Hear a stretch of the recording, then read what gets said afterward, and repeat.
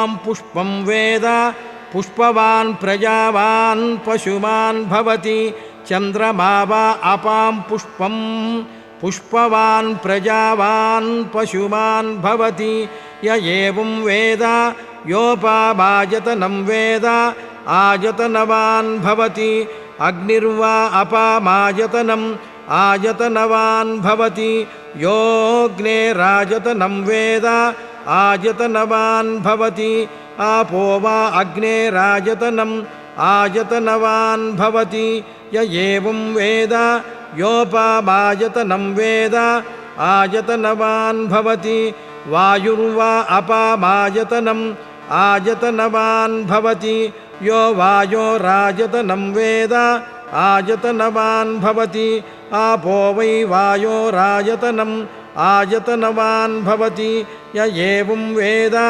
योपा